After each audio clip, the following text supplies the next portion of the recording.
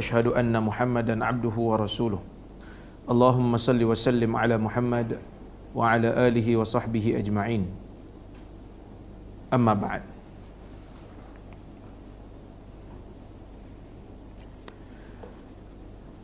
Tuan-tuan, perempuan yang dirahmati Allah Subhanahu wa taala. Alhamdulillah, kita bersyukur kepada Allah Subhanahu wa taala kerana dapat kita bertemu pada malam ini setelah sebulan kita menangguhkan, sebulan lebih lah kita menangguhkan perbincangan kita berkaitan dengan kitab ini kerana kita memberi laluan kepada Ramadan. Seperti mana Imam Malik, dia bila masuk Ramadan dia berhenti kuliah hadis dia, terus Quran. Jadi kita sambung balik perbincangan kita hadis yang ke-6. Okey. Dan ada kitab kan. Jadi siapa-siapa yang saya dah bawa kitab, saya tak tahu ada semua dah beli ke belum. Itu dah ada orang ke belum? Belum. Siapa nak beli kitab boleh beli. Berapa harga? RM31.80. Ada kat belakang. Jadi kalau siapa yang nak memiliki kitab boleh belilah. Siapa yang tak nak tak apa. Tapi kitab ni bukan saya yang jual, saya tak ada ambil komisen apa-apa. Dia kata ustaz promosi barang pula dalam kuliah, tak ada. Itu orang lain yang jual. Saya tolong bawa. Kalau siapa yang nak lah. Baik. Hadis yang ke-6, Syekhuna menyebut man qala la ilaha illallah, sesiapa yang berkata la ilaha illallah. Itu bab pada membicarakan mereka yang mengatakan la ilaha illallah. An Itban ibni Malik al-Ansari qala غدا علي رسول الله صلى الله عليه وسلم فقال لن يوافي عبد يوم القيامة يقول لا إله إلا الله يبتغي به وجه الله إلا حرم الله عليه النار. Kata Itban ibn Malik al-Ansari, satu hari Rasulullah sallallahu alaihi wasallam keluar bertemu aku. Nabi ni dia macam manusia lain jugalah. Dia bertemu orang, dia pergi pasar, dia makan. Maka satu hari kata Itban, Nabi keluar daripada rumah dia bertemu dengan aku. Kemudian Nabi kata, la yuwafiya 'abdun yaumal qiyamah. Satu orang hamba dia tidak bertemu dengan hari kiamat dalam keadaan dia menyebut la ilaha illallah, tiada sebarang tuhan yang disembah melainkan Allah, yabtaghi bihi wajh Allah, yang mana dia sebut tu dalam keadaan dia nakkan keredaan Allah. Kata Nabi, tidak ada seorang hamba pun, la yuwafiya 'abdun yaumal qiyamah, tidak ada seorang hamba pun yang bertemu hari akhirat nanti, yang mana waktu dia bertemu tu dalam keadaan dia mengucap kalimah syahadah la ilaha illallah, dan dia mengucap itu, ucapan dia adalah ucapan yang ikhlas kerana nak mendapatkan keredaan Allah, illa harramallahu alaihi nar, kecuali Allah Ta'ala akan mengharamkan ke atas jasad dia neraka. Ini satu hadis yang besar. Sebab dia membicarakan tentang tauhid. Tauhid kita apa tuan-tuan? Tauhid kita seperti mana yang dirakamkan dalam suratul Ikhlas. Itu sebab tu dipanggil suratul Ikhlas. Ikhlas ni maksud dia kita membersihkan hanya semata-mata untuk Allah.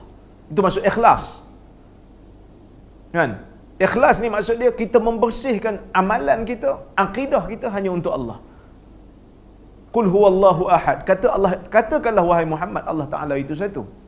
Allahus samad, Allah tempat pergantungan. Lam yalid wa lam yulad, Allah Taala tidak beranak dan Allah Taala tak diberanakkan oleh orang lain. Wa lam yakul lahu kufuwan ahad. Tidak ada satu benda pun dalam dunia ni yang sama dengan Allah. Ini akidah Muslim. Mengiktiraf bahawasanya Allah Taala itu satu. Kita bukan macam agama lain, seperti contoh Kristian yang mengatakan Allah Ta'ala itu 3 dalam 1 ataupun 1 dalam 3. Tak. Akidah Muslim, akidah Islam beza dengan akidah Kristian. Yang mana Kristian dia kata Allah Ta'ala menjelma dalam 3 image, tetapi dia satu.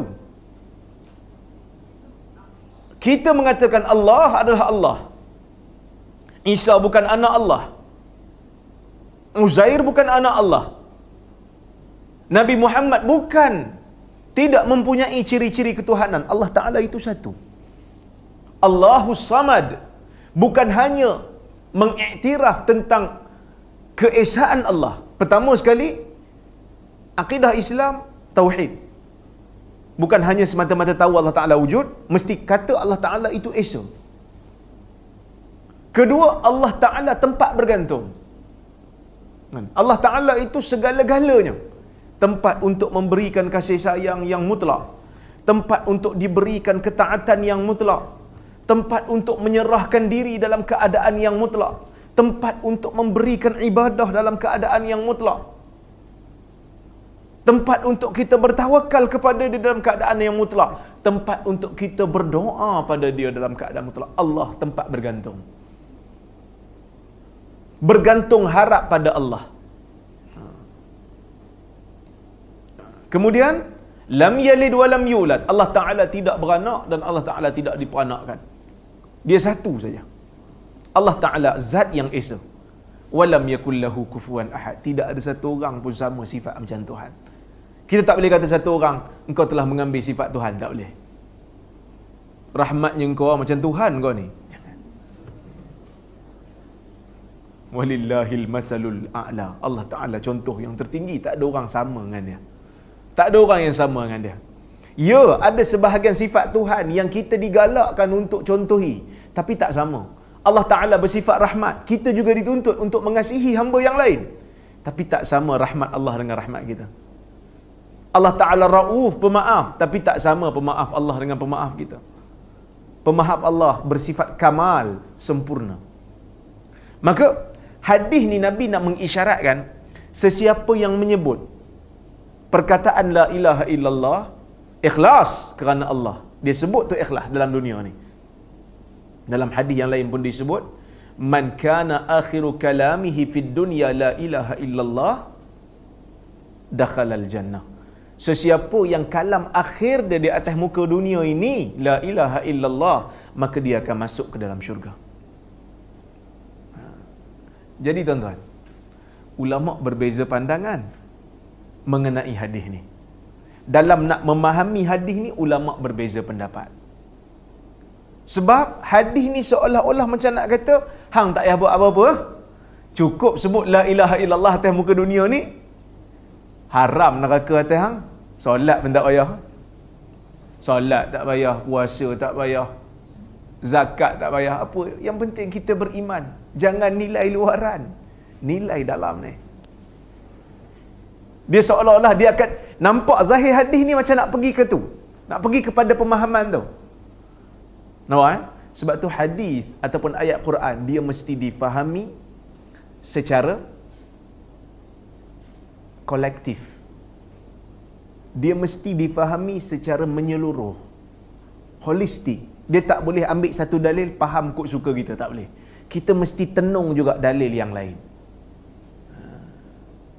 Mesti tengok dalil yang lain, baru kita dapat pemahaman. Kerana kadang-kadang Nabi sebut perkataan ni dia ada konteks. Nabi sebut pada orang yang tertentu. Maka ulama bila baca hadis ni dia kata, sebab ada hadis lain yang mana orang yang menyebut perkataan la ilaha illallah tetap masuk dalam neraka. Ada orang yang berhutang tak boleh terus masuk syurga walaupun dia mati syahid. Ada dalam hadis yang Nabi kata dalam hadis sahih Muslim, Nabi kata satu hari nanti bila kita bertemu di akhirat nanti, semua orang-orang yang baik ni akan masuk dalam syurga. Dia akan masuk dalam syurga, seronok dalam syurga. Lepas tu teringat, kawan kita tak ada dalam syurga. Maka kita bertanya dengan Allah, mana kawan kita yang sama-sama salat dengan kita, yang sama-sama puasa dengan kita? Mereka dalam neraka. Walaupun mereka tauhid, mereka dalam neraka. Bila kita bertanya Allah, kita mohon kepada Allah supaya orang-orang ni masuk ke dalam syurga. Allah Ta'ala memberikan syafaat. Orang-orang ni kemudiannya dikeluarkan daripada neraka dan akhirnya masuk ke dalam syurga. Sebab itu kata Hasan Al-Basri, istakthiru minal asdiqa'il mu'minin fa inna lahum syafa'ah. Banyakkan kawan-kawan orang yang saleh dan beriman ni. Ramaikan kawan. Kerana mereka ni ada syafaat nanti di hari akhirat. Kata Ibnul Jauzi, seorang ulama hadis, dia kata nanti kalau kamu tak nampak aku di akhirat nanti, kalau kamu tak nampak aku dalam syurga, tanyalah kepada Allah di mana aku. Mudah-mudahan aku mendapat syafaat.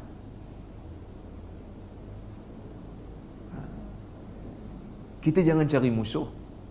Kita walaupun kita rasa kita ni beriman sungguh dah, kepiah putih dah, tapi kerja nak cari gaduh dengan orang tak bagus.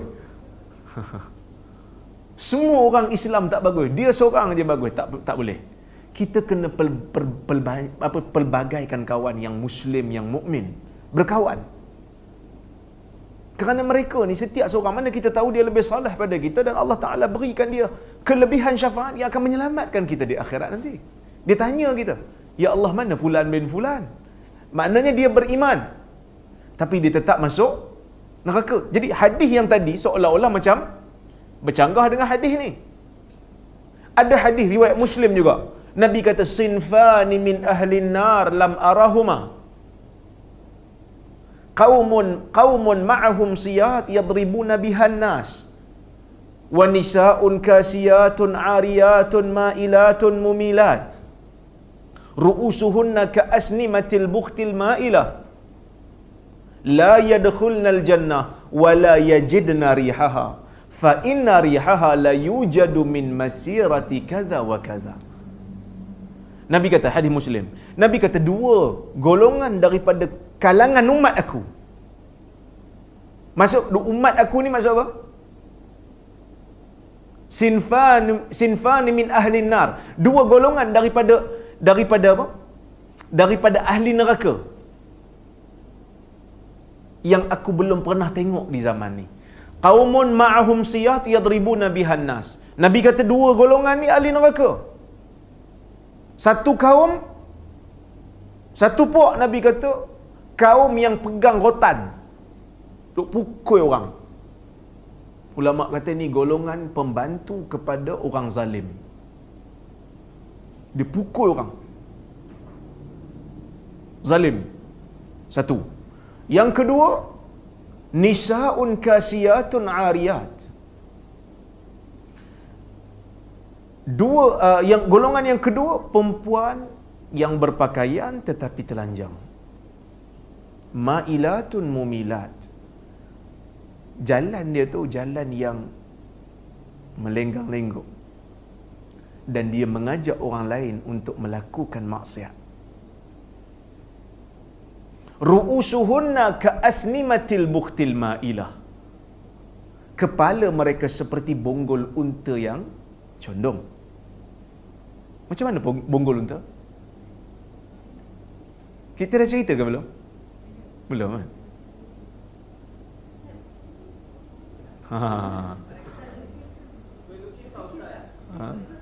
Dia, ulama kata sanggol dia tu, sanggol tu dia besarkan sampai nampak macam bonggol unta. Pernah tengok bonggol unta? Bila kita tengok belakang bonggol unta kan macam tu kan? So maknanya sanggol dia tu kat sini. Dia bagi besar tudung dia. Itu kata Imam Nawawi lah, dia baluk bagi tebal. Jadi orang lelaki tengok dia pakai tudung, tapi orang lelaki tengok, oh, rambut tebal ni mesti lawa. Rupanya kain yang penuh. Ataupun dia letak jak dekat bawah ni. Jak air kan letak. Benda ni Nabi sebut. Bukan saya sebut, Nabi sebut. Dan benda ni dah berlaku dah. Pakai tudung. Nabi kata golongan ni fala yadkhulnal jannah, dia tak masuk syurga. Walaupun kalau disebut la ilaha illallah, dia tak masuk syurga. Tapi ulama takwil lah, dia tak masuk syurga jika dia menghalalkan benda tu. dia kata halal, sedangkan Islam kata haram. Ataupun dia tak masuk syurga awal lah, dia masuk neraka dulu, orang lain semua dah masuk syurga baru dia masuk. Nampak? Ataupun ada hadis yang lain juga riwayat Muslim, Nabi kata la yadkhulul jannah man kana fi qalbihi mithqalu habbatin min qardal minal kibir. Tidak akan masuk syurga satu orang yang dalam jiwa dia ada perasaan takabur, walaupun sebesar biji sawi. Walaupun sebesar biji sawi, perasaan takabur dalam jiwa dia, walaupun dia mukmin tapi ada perasaan sombong. Sahabat tanya Nabi, apa itu sombong ya Rasulullah? Wa mal kibru ya Rasulullah? Al kibru batarul haq wa ghamtun nas. Sombong dengan manusia, pandang rendah kat manusia. Tengok manusia, lekeh dah ni. Wa ghamtun batarul haq, menolak kebenaran, wa ghamtun nas. Menolak kebenaran. Dia tahu benda tu betul. Jauh di sudut hati dia tahu betul, tapi dia tetap tolak. Wa ghamtun nas, dan memandang rendah pada manusia.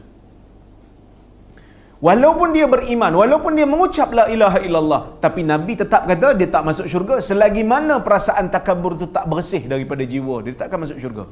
Bila dah bersih, duduk dalam neraka sampai hilang perasaan takabur, baru masuk dalam syurga. Baru dia masuk dalam syurga. Maknanya ada dalil-dalil yang lain yang menunjukkan satu orang walaupun dia beriman, mati di atas Islam, dia di atas muka dunia ni, tapi ada juga yang bila ditimbang amalan dia, tetap dia akan masuk ke dalam neraka dulu sebelum dia masuk dalam syurga. Tapi hadis ni kata siapa yang sebut di atas muka dunia ni dalam keadaan ikhlas, dia tak masuk neraka, haram neraka atas dia. Macam mana pula? Maka ulama mentafsirkan hadis ni. Macam mana ulama tafsir? Ulama berbeza pendapat. Pendapat yang pertama dia kata, kita mesti anggap hadis ni ada perkataan yang tak disebut tetapi difahami. Macam mana? Orang tanya kita, bang, saya nak beli kereta, tahu mana kereta yang murah second hand? Hang pergi tanya bengkel tu. Dia kata, biasa dengar? Kita boleh jawab tak? Bang, bengkel bukan manusia boleh bercakap.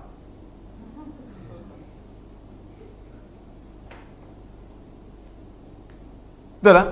Hang pergi tanya kat kedai jual kereta tu, bang, kedai tak ada cakap bang, kedai tu makhluk yang jamid, yang dia bukan manusia. Aku maksudkan pergi kedai tu, tanya tokek kedai tu. Dia tak sebut tokek kedai, tapi kita was'alil qaryah dalam Quran disebutkan, tanyalah kampung, kan tanya kampung, tanya orang yang duduk dalam kampung tu. Kan dalam Quran disebut hurrimat alaikumul maitatu waddamu wa lahmul khinzir, diharamkan ke atas kamu bangkai, darah dan juga daging babi. Haram apa?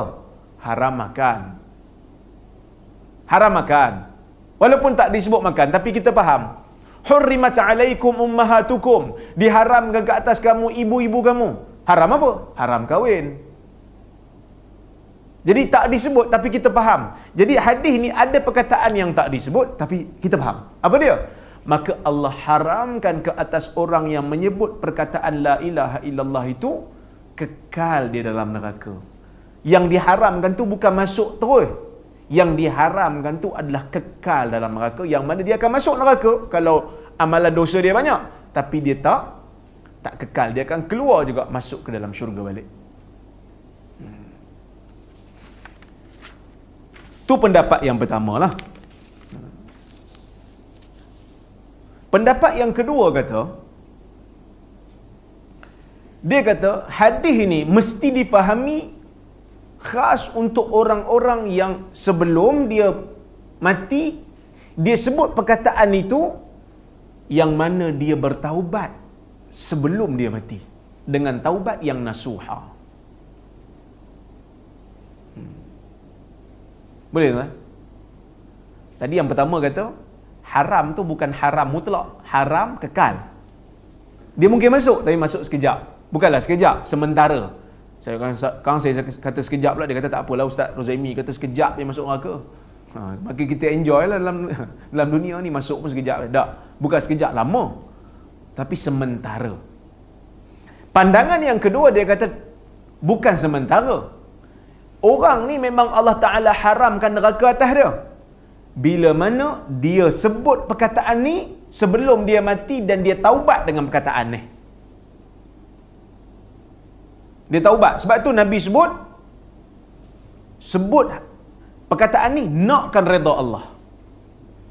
Dia bukan sebut semata lah. Dia nakkan redha Allah. Apa itu taubat? Kan? Syekh menjelaskan lagi, taubat dia kata yang pertama, dia mesti ada penyesalan. Penyesalan ni apa dia, tuan-tuan? Penyesalan ni maksud dia di sisi para ulama. Ulama bincang, apa maksud nadam? Nadam ni maksud sesal. Nadim orang yang menyesal. Tu hang nadim kan? Hang menyesal. Nadim menyesal. Nadam, nadmu.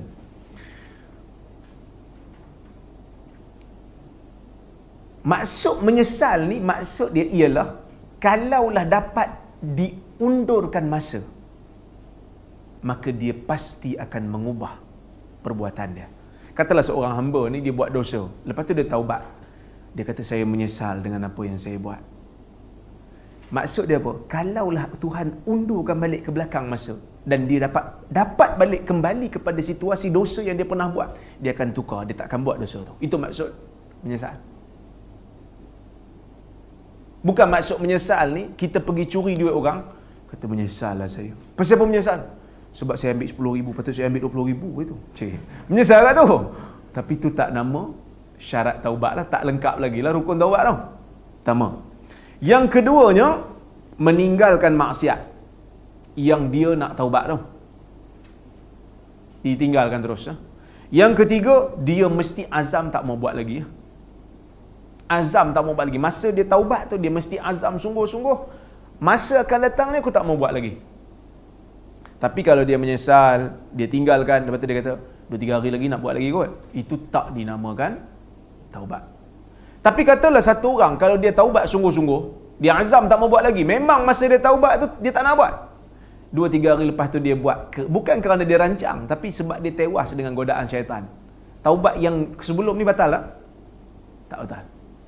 Tak batal. Kekal. Cuma dosa yang kemudian tu 2 hari lepas tu dia kena taubat balik lah.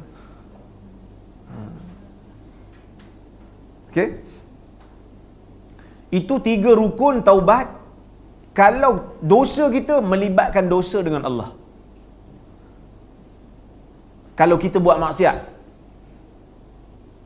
Dan kalau dosa kita melibatkan kita meninggalkan benda yang wajib, ataupun dosa kita dengan manusia, ulama tambah satu lagi rukun, iaitu kita kena pulangkan balik hak. Katalah kita berdosa dengan kawan kita, kita pergi ambil harta dia, kita kena pulang balik. Alal yaddi ma akhadat hatta taruddah.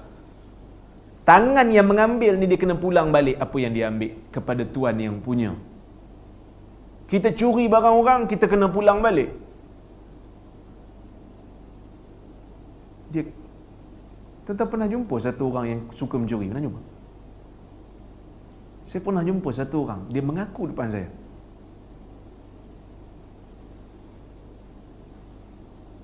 Dia kata kat sekolah dia, asrama, daripada tingkatan 1 dia mencuri, sampai tingkatan 5, orang tak tahu dia mencuri. Orang rasa lah barang hilang, tapi orang tak tahu dia yang mencuri. Sebab dia anak orang kaya. Jadi orang duk tuduh anak orang miskin yang curi. Dia mengaku depan saya, dia kata memang dia yang curi. Saya tanya, habis tu lepas curi buat apa? Dia kata dia curi bukan dia pakai pun. Dia pergi belanja orang, bagi orang lain makan. Tapi dia tak pakai. Tapi siapa yang curi?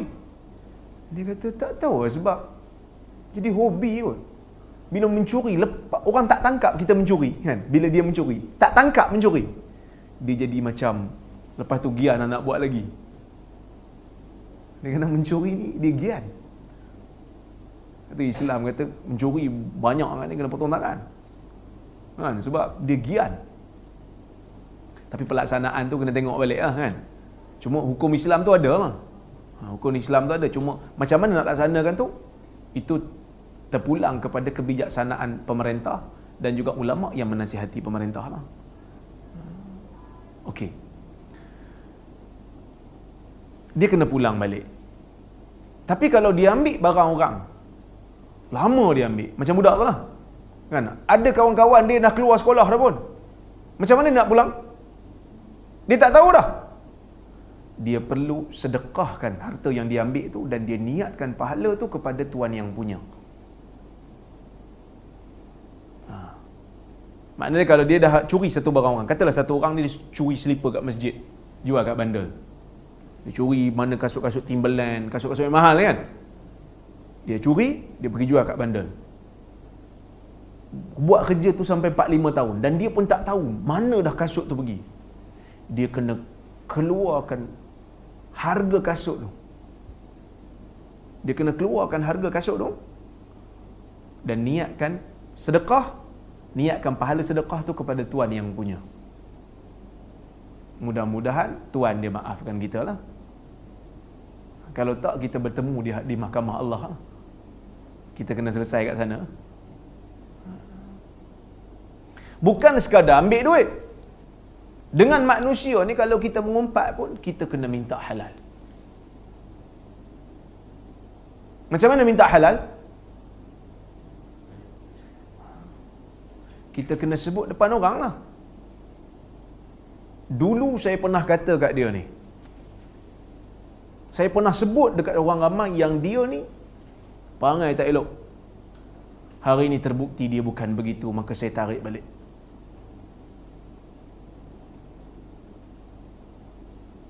Nampak? Boleh eh? Agak-agak boleh tak? Sama. Boleh? Boleh tahan? Tak ingat apa?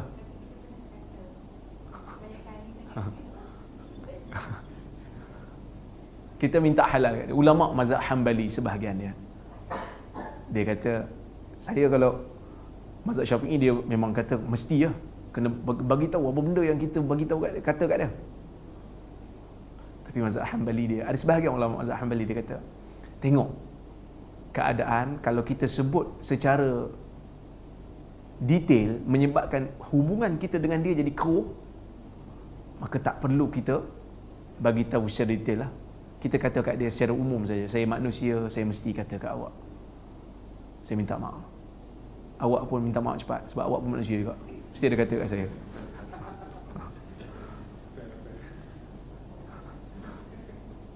Itu cara nak cover lah kan. Dan kita gantikan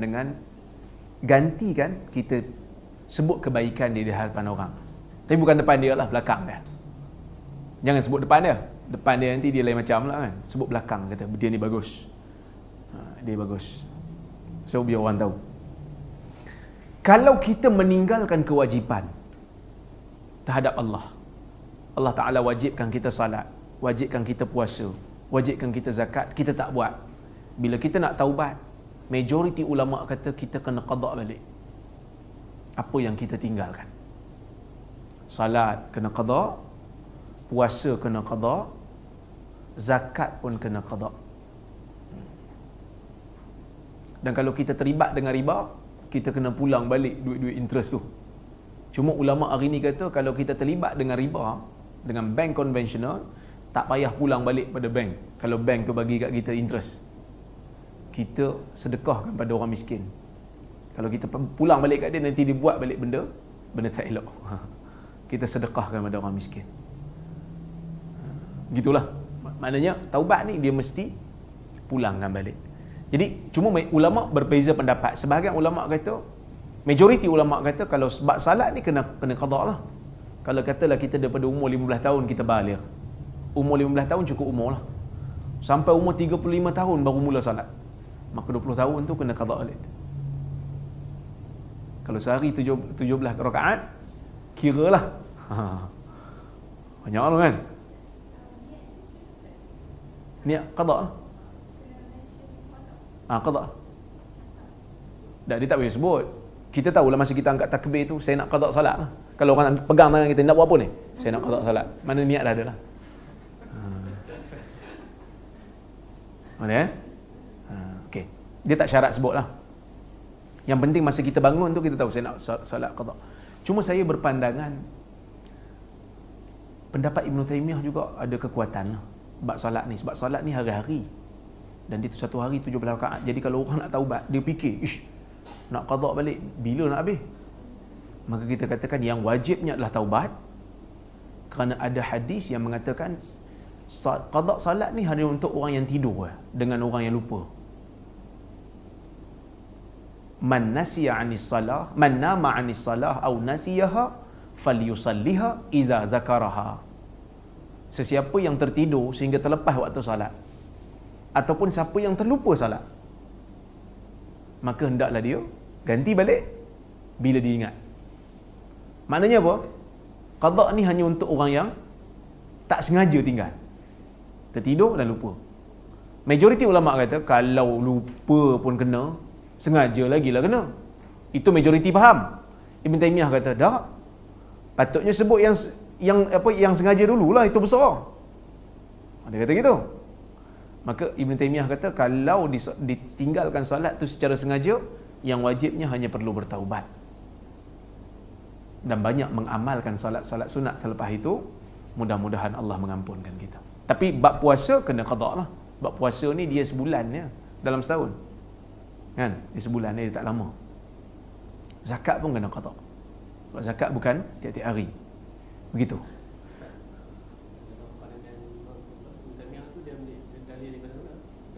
Hadis tu juga, hadis yang sama tapi cara faham beza. Ibn Taymiyah kata Nabi cuma sebut lupa dengan tidur, Nabi tak sebut sengaja.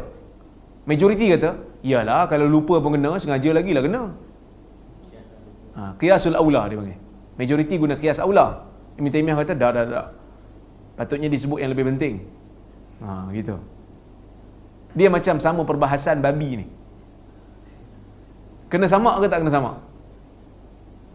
Bila sebut babi tu macam kan? Babi pun rasa terhina bila kita panggil dia babi. Kena panggil dia khinzir kan? Nak babi bahasa Melayu kan? Jadi babi apa ni, kena samak ke tak kena samak? Imam Syafi'i guna qiyasul aula. Dia kata kalau anjing kena, babi lagilah kena. Sebab dalil sebut anjing. Ulama lain kata tak, Nabi sebut anjing, Nabi tak sebut babi. Nampak? Jadi sebab itu ada beza pendapat. Kerana cara faham, kan dalil sama. Kan ini fiqh. Okey. Sebab itu Nabi SAW bersabda, al-qatlu fi sabilillah yukaffiru kulla syai' illa ad-dain. Mati di jalan Allah ni mengampunkan semua benda. Satu orang dia angkat senjata, dia perang, lawan dengan musuh Allah, berjihad di jalan Allah, dia mati syahid, semua benda Allah Ta'ala ampun kecuali hutang. Sebab hutang dosa dengan manusia, hutang dia sangkut. Tapi kadang-kadang kita bila fikir, tuan-tuan, kadang-kadang bila kita fikir pasal hutang, bismillah, kita dah ingat hutang kita dengan orang, individu. Tapi kadang-kadang kita lupa, kadang-kadang kita berhutang dengan organisasi. Saya yakin tuan-tuan dalam dewan ni kebanyakannya ada kerja lah, makan gaji ya. Yang mana ada syarikat sendiri tu alhamdulillah dia tak ada masalah sangat. Tapi kalau dia makan gaji dengan majikan dia, kadang-kadang kita berhutang dengan majikan. Katalah saya pegawai kerajaan, nak print peribadi, print kat pejabat, murah ke? Free. Harta kerajaan. Telefon, guna telefon pejabat. Padahal bukan urusan rasmi, urusan peribadi. Betul tak? Jadi benda-benda ni sebenarnya kadang-kadang kita tak perasan. Yang paling bahaya kalau kita bekerja dengan kerajaan, memang bahaya. Kalau kita kerja dengan majikan, jumpa bos, minta maaf bos, minta halal bos. Raya-raya ni bos, kena halal kan? Saya guna untuk peribadi apa semua, kira bos halal lah. Bos dia pun kata, okey, tak ada masalah. Kosong-kosong. Kan? Siap nyanyi lagu lagi kan? Tapi, ya.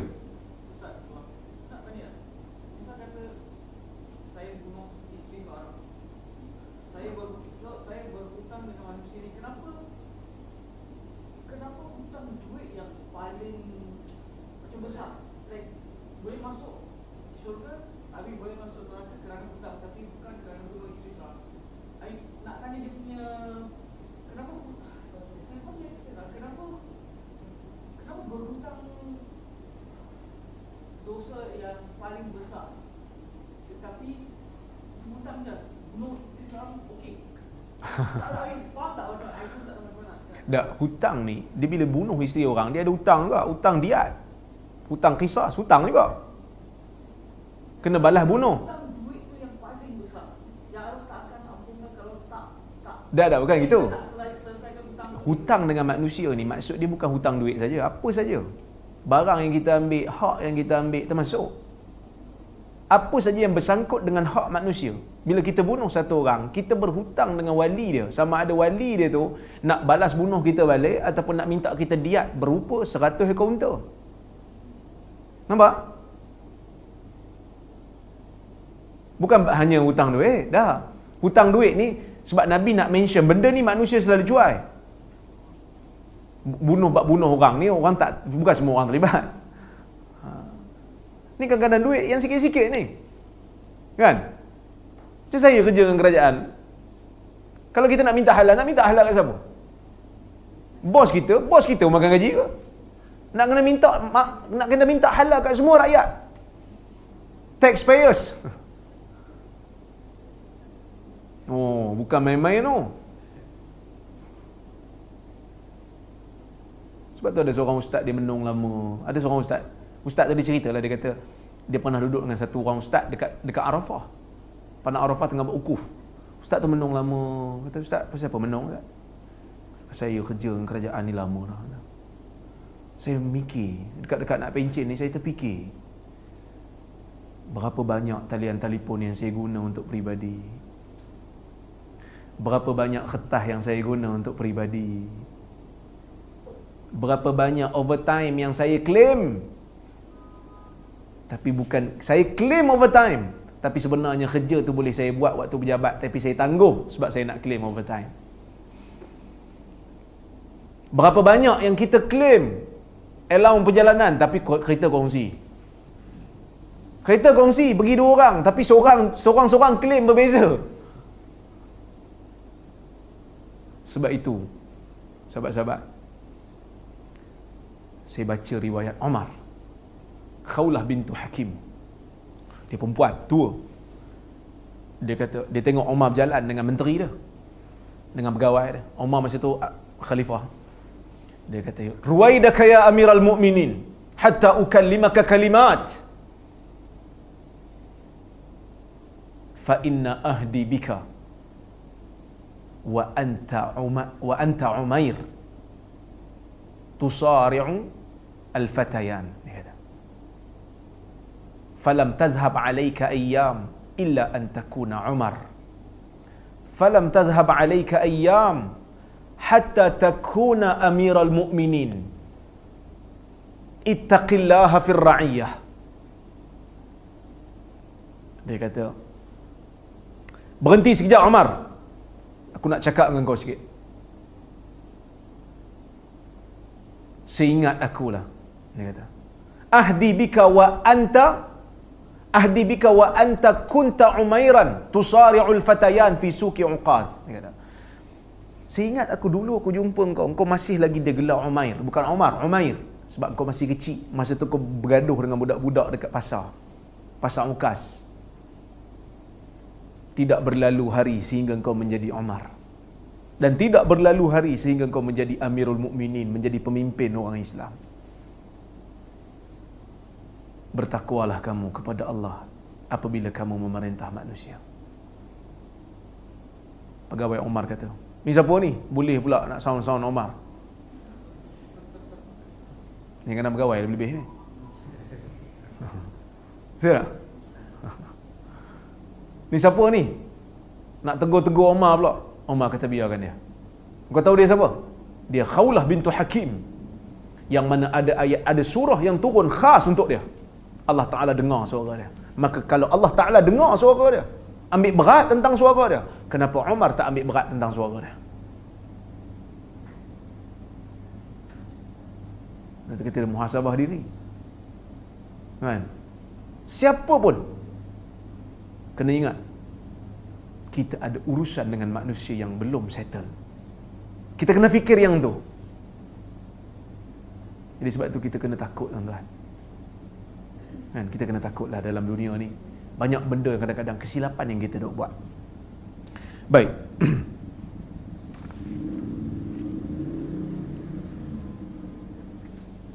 Cumanya tuan-tuan, syaitan dia tak nak kita ni sebagai hamba, dia tak nak kita taubat. Dan saya bagi tahu pada tuan-tuan dalam kuliah-kuliah yang lepas pun banyak kali saya sebut, taubat memang senang. Tak susah pun. Tak kena bunuh diri pun. Tak kena luka-luka pun. Tak payah tunggu Karbala pukul badan, tak payah. Ahli sunnah tak suruh pun. Taubat di sisi ahli sunnah senang lah. Tapi syaitan dia tak nak bagi. Dia akan jauhkan manusia daripada taubat. Macam mana cara dia jauhkan? Yang pertama, at-tazyin. Dengan cara dia mencantikkan amalan dosa tu seolah-olah macam benda tu tak ada apa. Satu orang buat dosa, bila dah biasa buat dosa, dia kata apa salahnya, semua orang dah buat benda yang sama. Apa salah? Nampak? Dia tak rasa benda yang dia buat tu salah. Ini syaitan punya kerja. Talbisu iblis. Belitan syaitan. Belitan iblis. Tu yang pertama, cara syaitan nak jauhkan kita daripada taubat. Ataupun kadang kita tegur dia kan, ni tak betul ni yang buat ni. Oh, kau nak tegur aku je. Tu orang yang buat lebih dosa lebih besar tu kau tak nak tegur. Tak lah, yang tu nanti aku tegur, aku tak nampak lagi. Yang ni aku nampak direct, aku tegur lah. Tu cara syaitan. Lah dia ni sembang benda kecil-kecil, benda besar lagi orang tak nampak. Kita nampak satu orang salat tak sah, kita bagi tahu dia, minta maaf ni, salat tak sah hari ni, tak sujud tak kena, tak betul. Yalah, yang penting saya sujud juga. Dia boleh fikir macam tu pula. Tuan-tuan, saya ada seorang kawan Indonesia, belajar dekat Indonesia. Indonesia ni dia ada jaringan Islam liberal kan, dan kuat, gerakan dia tu kuat. Dia kata dia pernah nampak satu orang perempuan solat tak tutup aurat,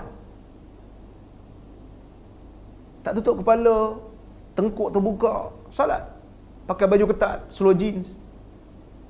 Dia pun pelik tengok, ni apa ni? Dia kata solat. Mana boleh solat macam ni? Yang penting pak saya solat.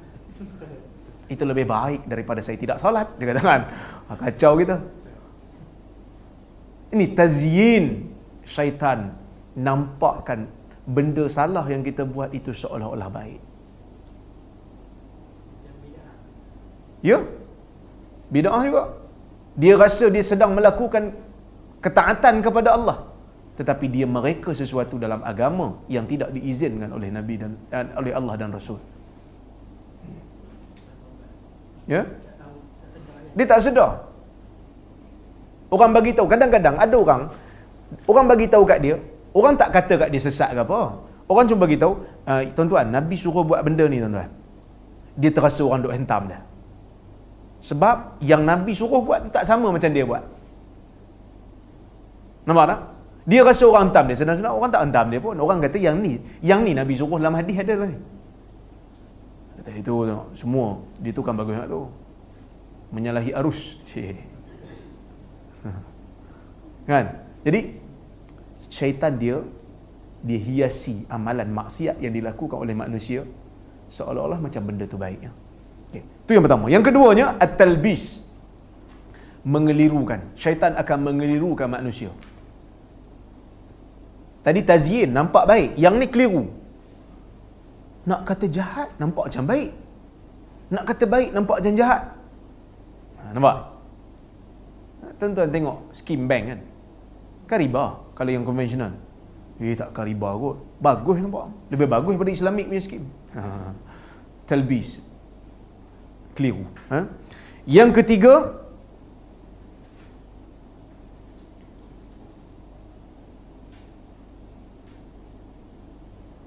At-tay'is, menjadikan manusia putus asa dengan rahmat Tuhan. Dia putus asa. Allah Ta'ala cukup marah dengan orang yang putus asa dengan rahmat. Selagi mana kita ada nyawa, maka selagi itulah pintu taubat terbuka. Tidak ada ruang untuk kita kata Allah Ta'ala tak ampun dengan aku. Jangan fikir begitulah. Wa may yaqnut min rahmati rabbih illa dhallun. Tidak adalah orang yang putus asa daripada rahmat Tuhan dia melainkan orang-orang yang sesat. Kita kena sentiasa mengharapkan rahmat Allah. Kemudian yang kelima cara syaitan, at-taswif, dengan cara dia menangguh-nangguhkan. Ada orang dia nak taubat tapi tangguhkan. Nanti loh, muda lagi. Rasa macam nak ni. Macam nak pergi Mekah, nak buat haji. Nak dapat haji mabrur. Kan dia baca hadis. Al-hajjul mabrur laisa lahul jaza' ilal jannah. Kan? Haji mabrur ni tak ada balasan melainkan syurga. Dah kumpul duit nak pergi ni. Lepas tu dia terfikir. Syaitan kata, lebih baik kau kumpul duit ni, kau pergi jalan dulu. Enjoy dulu. Lepas tu baru kumpul duit lain, baru pergi haji. Nanti lepas pergi haji, kau nak pergi pula ke Paris. Kau nak dating pula kat sana. Buat dosa balik, kena pergi haji balik. Syaitan dia membisikkan sesuatu. Dia, tuan-tuan, semua orang akan dibisikkan dengan syaitan. Kadang-kadang kita tak sedar. Ni kan puasa 6 ni kan. Puasa 6 ni. Baguslah puasa ni. Tapi benda sunat ni tak payah kita nak heboh kat semua orang. Semua orang beritahu, yes, saya puasa 6 dah habis dah. Orang lain pun habis dah, relax ya.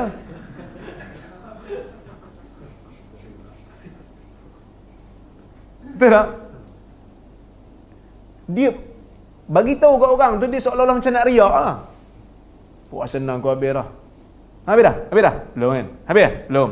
Aku seorang yang mula-mula habis ni. Lambat korang ni. Cik kan? Habis semua. Sebab dia riak, habis. Sia-sia amalan dia. Ha? Kemudian tas'ibul amr ba'da taubah. Dia kadang-kadang Syekh masuk kat sini menyusahkan manusia selepas taubat. Dia kondisi yang sesuai nak jelaskan benda tu. Contohnya, kadang-kadang bila kita taubat, lepas taubat tu Tuhan akan bagi musibah sikit. Sebab Tuhan nak tengok kita boleh istiqamah ke tak. Masa tu Tuhan nak uji iman kita. Jadi syaitan dia akan bisikkan dalam sesuatu, dalam jiwa kita. Kau tengok, lepas kau taubat, siapa nak kawan dengan kau? Semua orang tinggalkan kau. Kau pemiskin, bankrupt. Lebih baik kau balik kepada dunia yang dulu. Banyak kawan boleh bantu. Sebab tu Nabi pesan kepada Ibnu Abbas. Nabi kata pada dia, innal ummah law ijtama'at yanfa'uka bi syai' lam yanfa'uka bi syai'in illa qad katabahu Allahu lak. Wa in ijtama'at yadurruka bi syai' lam yadurruka illa bi syai'in qad katabahu Allahu lak.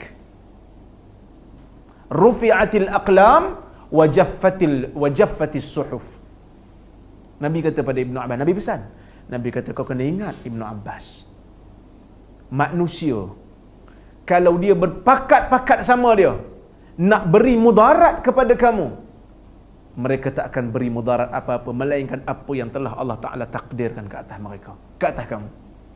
Dan kalau manusia berkumpul dan berpakat untuk memberikan manfaat kepada kamu, mereka tidak akan memberikan apa-apa manfaat melainkan apa yang telah ditentukan oleh Allah kepada kamu. Rufi'atil aqlam, kerana kalam telah terangkat. Semua itu takdir daripada Allah. Terangkat dah kalam, pena. Wajaffatis suhuf, helaian-helaian kertas juga dakwatnya telah kering. Maknanya tak berubah dah takdir ni. Sama ada kita berubah ataupun kita tak berubah, apa yang akan datang tu tetap Allah Ta'ala dah tentu untuk kita. Berapa ramai orang yang asalnya jutawan, kemudian dia tak tahu buat apa pun, tetap bankrupt juga. Katalah dia jutawan, lepas tu dia insaf, kan? Dia insaf, Allah Ta'ala takdirkan dia jatuh miskin. Ada satu orang Allah Ta'ala takdir dia jatuh miskin. Saya pernah jumpa satu orang, Semua harta dia habis. Asalnya dia jutawan. Tapi dia kuat dan akhirnya dia bangkit sikit demi sikit. Dan akhirnya Alhamdulillah boleh pakai BMW balik. Mana kuatlah dia. Dia tak pernah fikir. Kita tahu gangguan syaitan akan datang ada. Tapi maknanya apa? Dia tak pernah dengar hasutan syaitan. Berapa ramai orang kaya tuan-tuan yang bankrupt dalam keadaan dia tak kembali pun pada Tuhan. Kan? Jadi Nabi pesan pada Ibn Abbas, benda ni kita kena fikir. Semua ni Allah Ta'ala dah tentulah. Baik. Kemudian apa lagi saya nak cerita? Ni saya baca ringkasan nanti tuan-tuan boleh baca. Kalau nak baca satu-satu memang lambatlah kita habis. Caranya, satu lagi, cara syaitan ni nak jauhkan kita daripada maksiat, daripada taubat, ialah dengan cara tahwinul maksiyah. Tahwin ni maksud dia meringan-ringankan maksiat yang dilakukan. Meringankan. Tak apa. Engkau ni walaupun buat dosa sekarang, esok engkau solatlah balik. Dalam hadis sebut, siapa buat amalan ni dapat pahala banyak ni. Engkau kira siap-siap. Lepas tu kau balancekan dengan dosa. Nampak? Engkau berapa banyak dah qiyamul lail? Berapa banyak dah solat taubat? Kau berapa banyak dah apa ni puasa, berapa tahun dah puasa 6? Dah macam puasa setahun dah kau ni. Sekali. Come on. Sekali. Apa? Tahwin. Makcik ni dia katakan kadang, makcik ni, ustaz, zikir ni makcik dah buat, ayat ni makcik dah baca, ni semua makcik dah solat, dah puasa. Rasanya makcik ni ahli syurga kot. Ada dosa-dosa sikit tu tak apalah, Tuhan ampun. Tuhan tak kalah zalim sangat nak bagi makcik masuk neraka. Tahwin. Dia keseringan benda tu. Baik, kita masuk pada hadis yang kedua lah. Tafsiran yang kedua. Tafsiran yang ketiga. Tafsiran pertama tadi apa? Dia kata yang haram tu bukan haram masuk neraka, haram kekal dalam neraka. Yang kedua, dia mati setelah dia taubat. Tafsiran yang ketiga, hadis ni dia kata, sebahagian ulama kata, hadis ni Nabi ucap ketika mana Nabi dekat Mekah. Sebelum disyariatkan hukum-hukum yang banyak. Sebab dekat Mekah ni tak banyak hukum. Kebanyakannya penekanan pada akidah.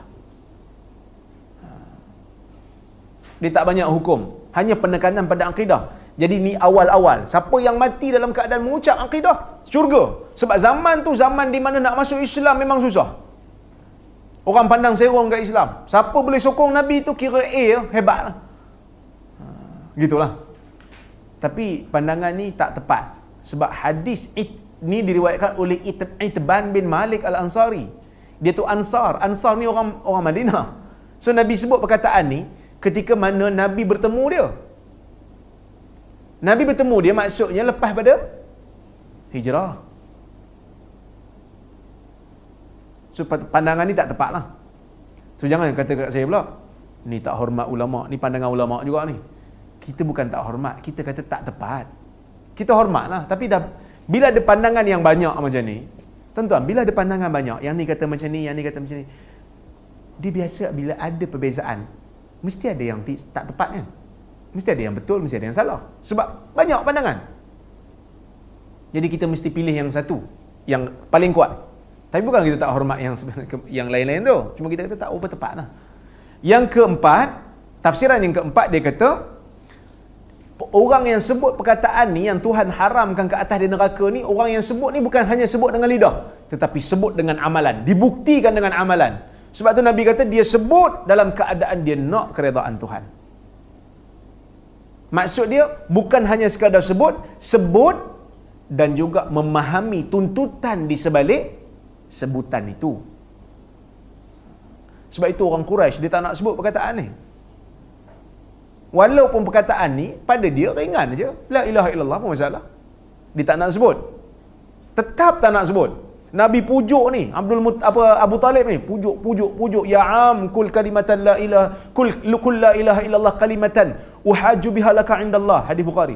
Ya bapa saudaraku, kau sebutlah la ilaha illallah, kalimat yang mana aku boleh gunakan untuk membela kau di hadapan Allah. Dia kata, aku tak mau sebut. Kalau aku sebut aku tak ikhlas, aku nak bagi kau, aku nak menyedapkan hati kau kan. Dia tak nak sebut. Pasal apa tak nak sebut? Apa sangat engkau bising-bising kat aku tengah nazak ni, aku sebut je lah. Tak, dia tak nak sebut. Sebab dia tahu ada tuntutan dia. Sebut ni makna dia menafikan semua jenis Tuhan, dan dia mengiktiraf semua yang ada dalam dunia ni hanyalah akan kembali kepada Allah. Sebab tu dia tak nak sebut. Kau ada apalah sangat la ilaha illallah, kan? Orang Melayu ni kadang-kadang sebut atas mulut je la ilaha illallah, tapi kadang-kadang dia tak faham tuntutan tu. Jadi dia kata, yang ni tuntutan. Disebut tu dengan mengamalkan segala tuntutan kalimah la ilaha illallah. Apa dia? Yang saya sebut tadilah dalam suratul Ikhlas. Dia mesti ada tauhid rububiyah, tauhid uluhiyah, dan tauhid asma' wa sifat. Ini akidah Islam. Tak disebut dalam hadis pembahagian ni, tapi banyak hadis mengisyaratkan benda ni. Cara senang nak faham akidah. Apa dia tauhid rububiyah? Kita mengiktiraf Allah mentadbir. Bukan hanya mentadbir, Allah Ta'ala mencipta. Ada orang dia percaya Allah Ta'ala cipta tapi tak tadbir. Kita kata mesti percaya Allah Ta'ala menciptakan alam ini, dan Allah Ta'ala mentadbir alam ini. Yang keduanya, tauhid uluhiyah. Mempercayai Allah Ta'ala itu adalah Tuhan yang mesti, yang berhak untuk menerima ibadah daripada kita. Allah Ta'ala tak perlu ibadah kita, tapi bila kita nak ibadah, mesti untuk Allah. Dan tauhid asma' wa sifat, yang mana kita mesti percaya Allah Ta'ala itu bersifat dengan segala sifat yang sempurna. Apa saja yang tidak sempurna bukan Tuhan.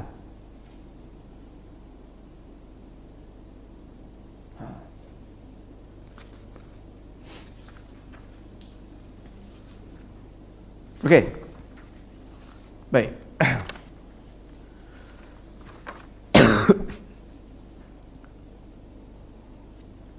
Hadis yang ketujuh. Hadis ni panjang sikit. Saya nak baca 3 hadis hari ni. Kan? Kalau sempat lah. Mas, kita baru sejam kan? Kita dah lebih sejam. Hadis yang ketujuh, khatarud dunya. Bahaya dunia. An Amr bin Auf anna Rasulullah sallallahu alaihi wasallam ba'atha Aba Ubaidah ibn al-Jarrah ila al-Bahrain ya'ti bi jizyatiha, wa kana Rasulullah sallallahu alaihi wasallam huwa salaha ahlal Bahrain wa amara alaihim al-Ala ibn al-Hadrami. فقدم أبو عبيدة بمال من البحرين فسمعت الأنصار بقدومه فوافقت صلاة الصبح مع رسول الله صلى الله عليه وسلم فلما انصرف تعرضوا له فتبسم رسول الله صلى الله عليه وسلم حين رآهم وقال أظنكم سمعتم بقدوم أبي عبيدة وأنه جاء بشيء. قالوا أجل يا رسول الله. قال فأبشروا وأملوا ما يسركم فوالله ما الفقر أخشى عليكم ولكن أخشى عليكم أن تبسط عليكم الدنيا كما بسطت على من كان قبلكم فتنافسوها كما تنافسوها وتلهيكم كما ألهتهم. Hadis riwayat Bukhari. Daripada Amr bin Auf, katanya, sesungguhnya Rasulullah sallallahu alaihi wasallam menghantar Aba Ubaidah Ibnul Jarrah ke Bahrain. Nabi ni dihantar seorang sahabat nama dia Abu Ubaidah, yang Nabi gelar Aminu hadhil ummah. Orang yang paling amanah dalam umat ini adalah Abu Ubaidah. Dan Abu Ubaidah ni mati dekat Jordan kena taun. Di zaman pemerintahan Umar, ketika mana Abu Ubaidah ni pergi ke Syam untuk perang dengan Rom, maka dia terkena taun dan matilah dia di sana. Dia, Muaz, Syurahbil, semua mati kat sana lah. Dan perkampungan Amwas tu memang ramai sahabat-sahabat yang meninggal, yang mana mereka terlibat dalam perang untuk membuka kota-kota Syam yang ditawan oleh orang-orang Rom. Abu Ubaidah ni sebelum dia masa zaman Nabi, Nabi hantar dia pergi ke Bahrain. Hari ni lah Bahrain lah. Kan? Tahu kan Bahrain? Dia negara teluk lah. Kaya sekarang ni Bahrain. Yang mana Nabi hantar dia pergi Bahrain supaya dia bawa jizyah. Jizyah ni apa dia? Jizyah ni adalah satu cukai yang Nabi ambil. Allah Ta'ala perintahkan Nabi untuk kutip daripada kafir zimmi. Orang kafir yang duduk dalam negara Islam, dilindungi oleh kerajaan Islam, darah dia haram untuk orang Islam tumpahkan, maka dia kena bayar cukai pada kerajaan Islam. Cukai itu dinamakan dengan jizyah. Okey. Nabi SAW melakukan perjanjian damai dengan Ahlul Bahrain, yang mana orang Bahrain masa ni belum Islam. Dia belum Islam lagi, maka dia bayar jizyah lah. Okey. Sebab kalau orang Islam dia bayar zakat lah. Kan? Wa amara alaihimul Ala ibn al-Hadrami, yang mana Nabi masa dia buat perjanjian damai dengan orang Bahrain, sebelum dia hantar Abu Ubaidah, dia minta supaya Ala ibn al-Hadrami untuk jadi gubernur dia kat sana. Wakil dia lah. Menteri besar dia. Macam tu lah lebih kurang. Okey. Faqadima Abu Ubaidah bimalin minal Bahrain. Maka Abu Ubaidah pun dia pergi Bahrain. Lepas dia pergi, dia ambil duit jizyah tu yang dah dikutip di sana tu, dia bawa balik ke Madinah. Sebab Madinah pusat pemerintahan. Maka dia bawa balik. Fasami'atil ansaru biqudumi. Orang Ansar yang duduk dekat Madinah ni dia dengar cerita Abu Ubaidah balik bawa harta banyak. Fawafaqat salat subhi ma'a Rasulillah sallallahu alaihi wasallam. Ketika mana Abu Ubaidah datang tu, orang Ansar nak solat dengan Nabi solat subuh. Maknanya Abu Ubaidah datang sampai awal lah. Okey. Falamman saraf ta'arradu lahu. Lepas daripada diorang habis salat, terus diorang pergi cari Abu Ubaidah. Carilah dekat Madinah sebab dengar cerita dah sampai. Okey. Fatabassama Rasulullah sallallahu alaihi wasallam hina ra'ahum. Nabi pun senyum bila tengok dia orang duduk cari Abu Ubaidah. Nabi senyum, Nabi tak marah lah. Tak salah pun. Tak salah. Tak apalah nak pergi tengok harta kan. Kita pergi kenduri nak tengok pelamin, tak apa lah.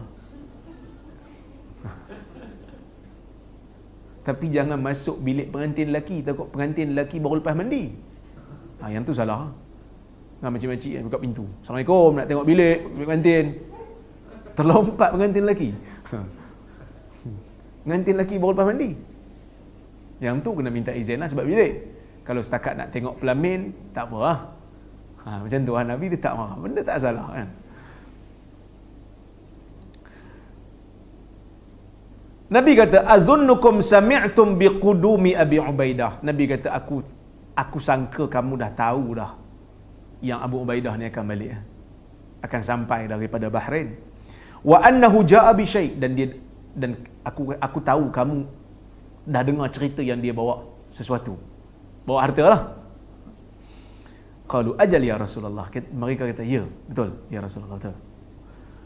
Qala fa abshiru wa amilu ma yasurrukum. Gembiralah. Cita-citalah apa yang mengembirakan kamu. Tak apa. Pasanglah angan-angan. Kan? Pasanglah angan-angan. Apa yang mengembirakan kamu, pasang. Fa wallahi mal faqra asya alaikum. Tapi kamu kena tahu, demi Allah, bukanlah kefakiran yang aku paling takut yang akan menimpa kamu. Nabi kata pada orang Ansar, Nabi kata, aku tak takut fakir yang menimpa kamu. Walakin akhsha alaikum an tubsata alaikumud dunya. Tetapi aku takut apabila dunia dibuka dan dibentangkan di depan kamu. Nabi kata, aku tak takut fakir. Kerana sebelum ni orang-orang Islam memang fakir. Yang bersama dengan Nabi pun fakir, miskin. Bilal miskin. Berapa orang je yang kaya dengan Nabi ni?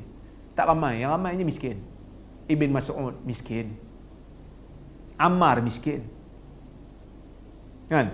Yang kaya berapa orang je? Jadi Nabi kata, mal faqra akhsha alaikum. Bukan kerana miskin aku takut atas kamu. Yang menimpa kamu, aku tak takut.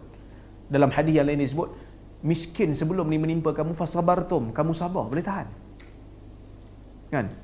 Tapi Nabi kata, aku takut nanti apabila dibuka kepada kamu, dibentangkan di depan kamu kekayaan dunia. Aku takut yang tu, Nabi kata. Sebab apa? Sebab Nabi kata, kama busitat ala man kana qablakum. Seperti mana dunia itu pernah dibuka ke atas umat yang sebelum kamu. Rom kaya, Parsi kaya, tapi mereka hancur. Hancur sebab apa? Hancur sebab kaya. Nanti saya cerita pendirian Islam tentang kekayaan ni. Cuma Nabi kata Nabi takut kaya ni. Bukan takut tu masa dia jahat tak. Nabi takut kita bila kaya ni kita tak boleh nak kawal diri. Kerana ada dia kaya ni, kalau satu orang tak boleh kawal, dia akan kena penyakit. Nanti saya urai. Okey. Nabi kata, "Fatanafasuha kama tanafasuha." Maka nanti bila dunia dibuka depan kamu, kamu berebut nak ambil dunia ni macam mana orang dulu yang binasa kerana berebut-rebut tentang dunia. Tuan-tuan, Umar Al-Khattab radhiyallahu anhu, ketika mana zaman pemerintahan dia, dia berjaya buka tamadun Parsi. Dia berjaya tawan kerajaan Parsi, dia buka kerajaan Parsi. Maka bila dia buka kerajaan Parsi, harta rampasan perang tu berbentuk permata belian emas-emas dibawa depan dia. Dia sebagai Amirul Mukminin, dia sebagai pemimpin orang Islam, harta dibawa daripada satu kerajaan yang begitu kuat, kalah dengan satu kerajaan yang hanya berpusatkan di Madinah, kecil ya. Sahabat seronok bawa harta rampasan, yang mana dulu Parsi ni dia ada satu tentera, satu gerombolan tentera yang ada gajah. Bukan senang nak kalah kan, dengan teknologi tentera dia. Orang Islam tak ada apa, kuda kan, dengan unta. Kalah, dibawa harta. Harta dibawa depan Umar, Umar menangis. Bukan menangis sebab terharu seronok sangat. Umar takut. Abdul Rahman bin Auf kata, innal yawm yaumul farahi wal surur. Ya Amirul Mukminin, hari ni hari seronok, hari gembira. Pasal apa engkau menangis? Dia kata, aku takut benda ni tak masuk dalam satu kaum, melainkan Allah Ta'ala akan masukkan sekali dengan sifat kedengkian dan kebencian sesama kita. Maka ulama-ulama ahli sunnah, bila dia berbicara tentang kenapa rakyat di zaman Osman sampai boleh ada yang memberontak bunuh Osman, pasal apa? Pasal masa tu dunia sedang dibuka untuk orang Islam.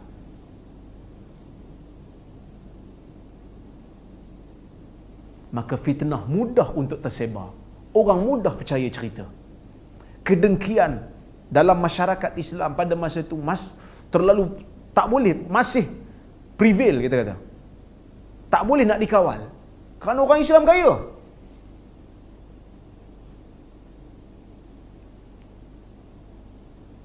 Maka Nabi kata, kamu akan berlumba-lumba seperti mana mereka berlumba-lumba.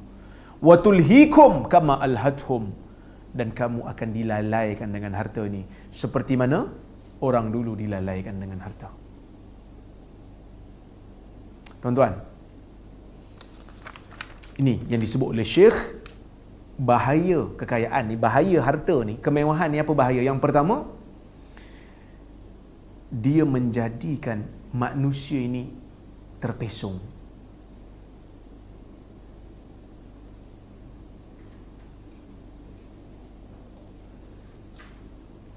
Kalla innal insana la yatgha ar-ra'ahu istaghna. Kamu melihat manusia itu melampaui batas apabila dia merasakan dia kaya. Dia tak perlu Tuhan. Yang kedua, harta menyebabkan kita berlumba-lumba nak dapatkan dan dengki mendengki. Tuan-tuan tak payah tengok jauh-jauh. Katalah tuan-tuan, dalam jabatan tuan-tuan, satu orang naik pangkat, kita rasa apa? Kita senior lagi.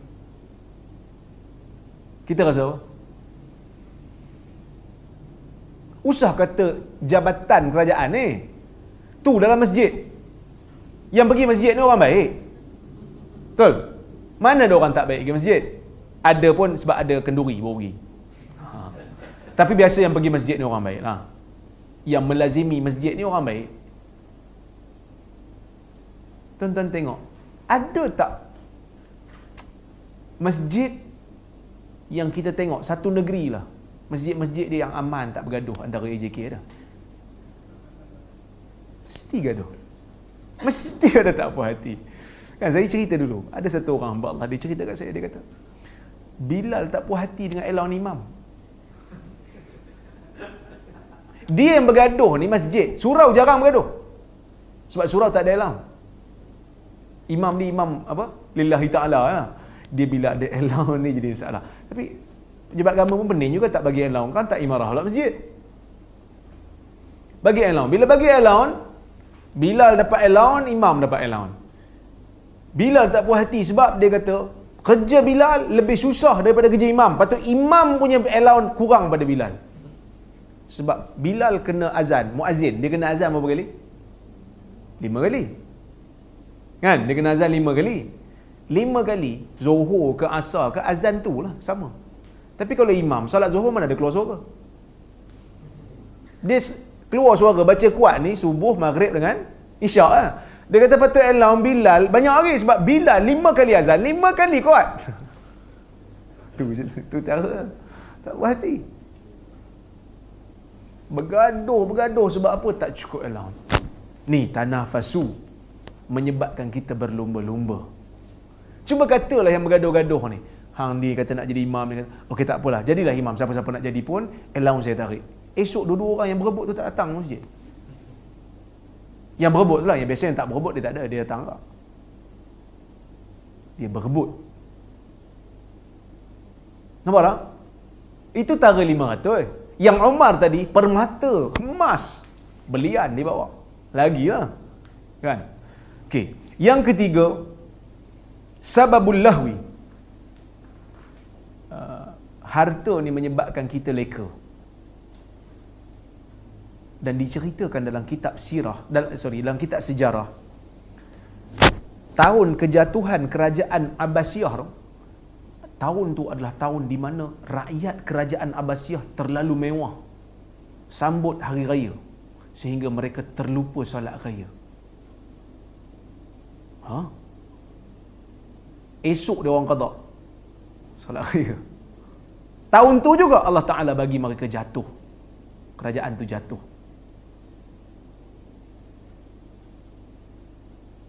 Kaya masa tu.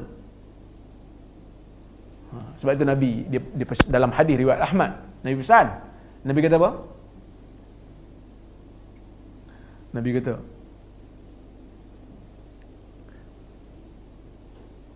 "Idza akhadhtum adnabal baqar wa raditum biz-zar' wa taraktumul jihad fi sabilillah wa tabaya'tum bil 'inah wa taraktumul jihad fi sabilillah sallallahu alaikum dhullan la yanzi'uhu hatta tarji'u ila dinikum." Hadis riwayat Ahmad. Apabila kamu mula mengambil aznabal baqar, ekor-ekor lembu. Orang kaya mula ternak lembu. Maka ada yang Nabi kata nanti, satu hari nanti, apabila kamu dah kaya, ada yang akan ternak lembu. Waraditum bizzara'. Dan ada juga yang cukup dengan tanaman yang banyak, kaya. Kamu rasa redha dengan dia. Watabaya'tum bil 'inah. Kamu jual beli dengan inah. Kamu jual beli dengan cara hilah untuk menghalalkan riba. Adalah jual beli idah ni, dia panjanglah cerita nanti tuan-tuan.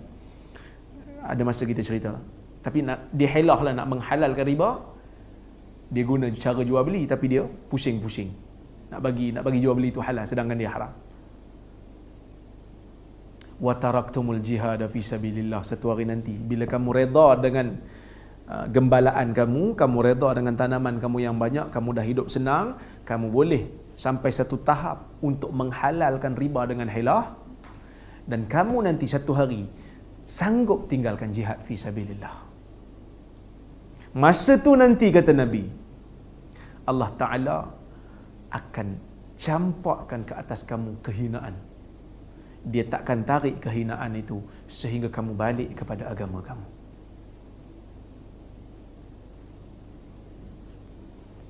Hari ni orang Islam hina, kan? So kita kena kembali pada agama balik. Kalau tak, Allah Ta'ala takkan cabut kehinaan itu. Dan yang keempat, kekayaan ini akan menyebabkan takabur.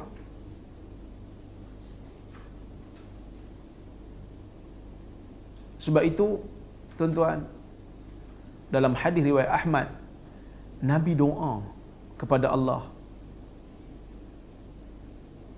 supaya Nabi ni Allah Ta'ala kurniakan kat dia. Kurniakan apa? Sayang kat orang miskin. Sebab biasa orang yang sayang kat orang kaya ni, dia tak ikhlas pun. Sebab dia kaya, kita sayang kat dia. Kan? Kita kena doa hubbal masakin. Allahumma inni as'aluka hubbaka wa hubba man yuhibbuka wa hubba amalin yuqarribuni ila hubbik wa hubbal masakin. Dan cintakan kepada orang miskin. Kita minta supaya Allah Ta'ala sayang kat kita. Sayang kepada orang yang sayang kat dia. Sayang orang bertakwa.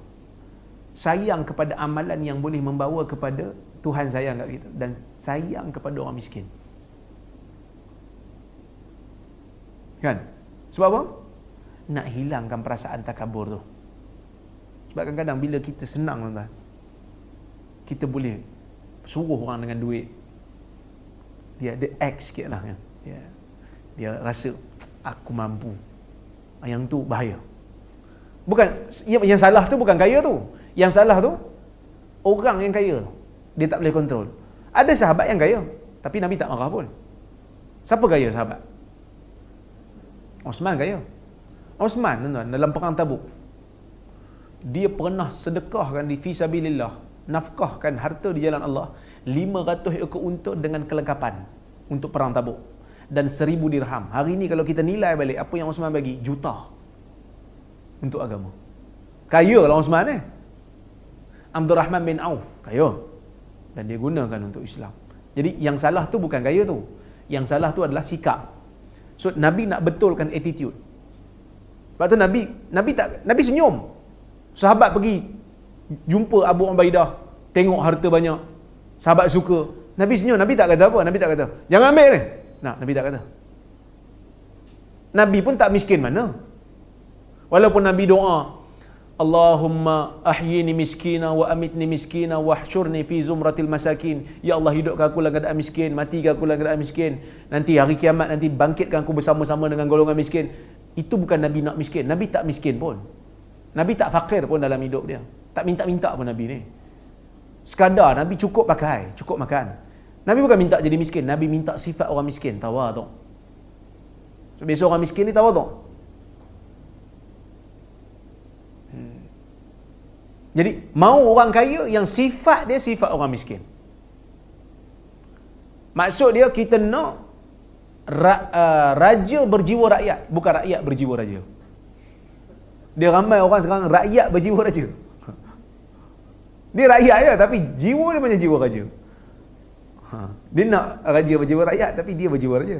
Macam tu.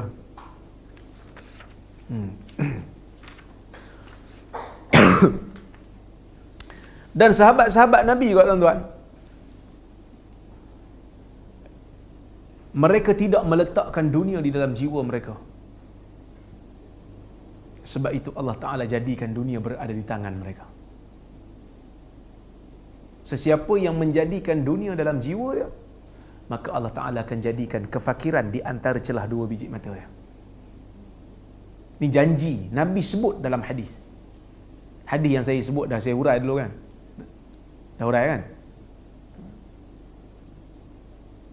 Siapa yang jadikan dunia itu tumpuan utama dia, Allah Ta'ala akan jadikan kefakiran celah dua biji mata dia. Sebab tu sahabat Nabi, dia tak fikir yang tu. Dunia tak masuk dalam jiwa dia. Dunia di tangannya. Maka dia memerintah dunia.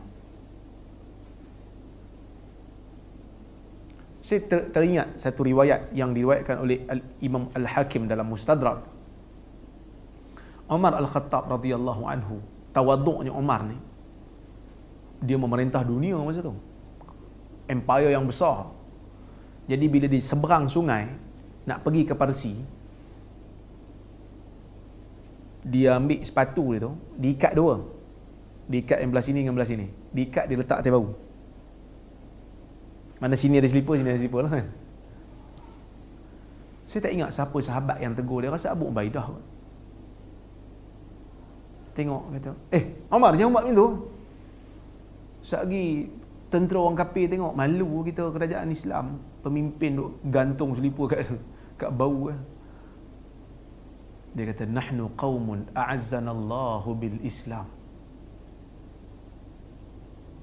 Famahma taghaina al-izzata bighairi ma a'azzanallah azallanallah. Dia kata kita satu kaum yang Allah Ta'ala muliakan dengan Islam. Mulia bukan sebab selipar tu. Mulia sebab Islam.